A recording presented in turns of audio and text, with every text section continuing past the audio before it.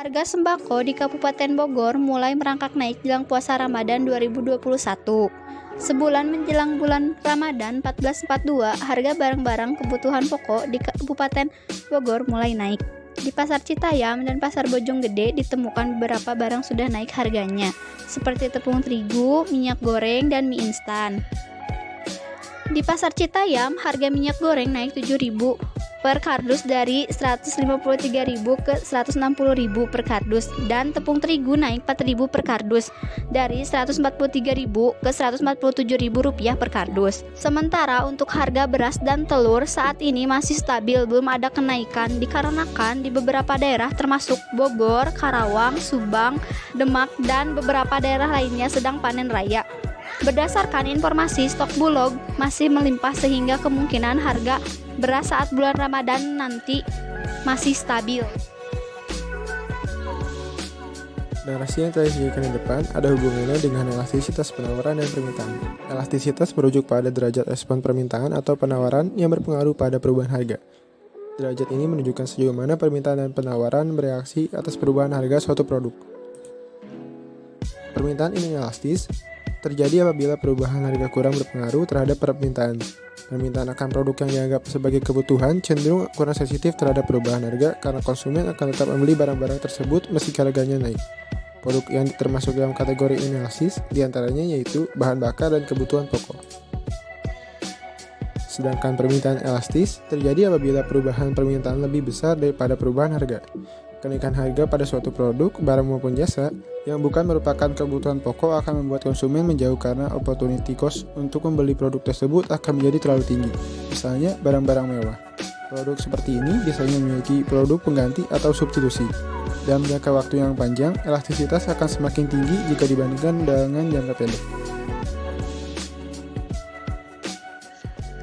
Adapun dugaan penyebab secara umum. Yang pertama terkait hukum permintaan dan penawaran.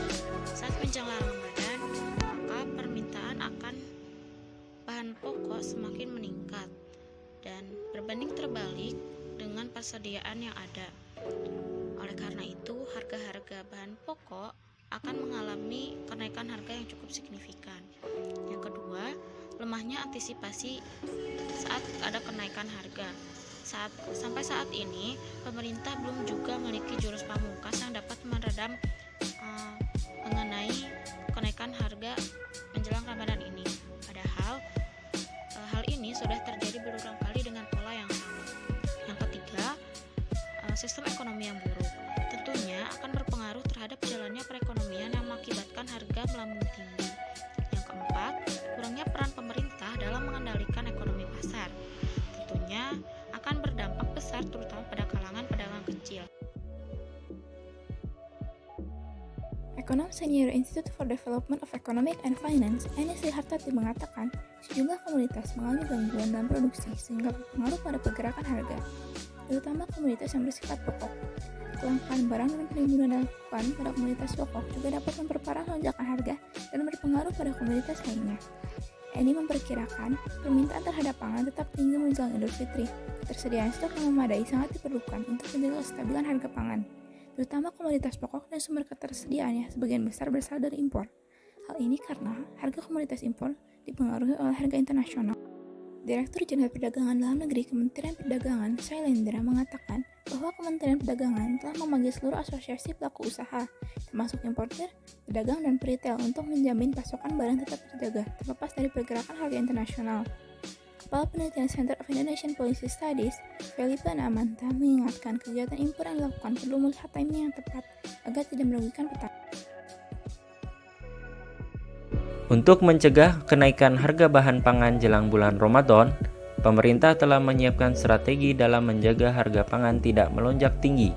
Pemerintah melalui Kementerian Perdagangan dan juga Perum Bulog telah memastikan ketersediaan kebutuhan bahan pangan pokok sudah terpenuhi dan memperkuat kelancaran distribusi antar daerah dengan pemanfaatan teknologi informasi, dan juga mendatangkan produk impor untuk mengamankan bahan pangan yang rawan mengalami kenaikan harga seperti gula, daging sapi, daging kerbau, dan beras.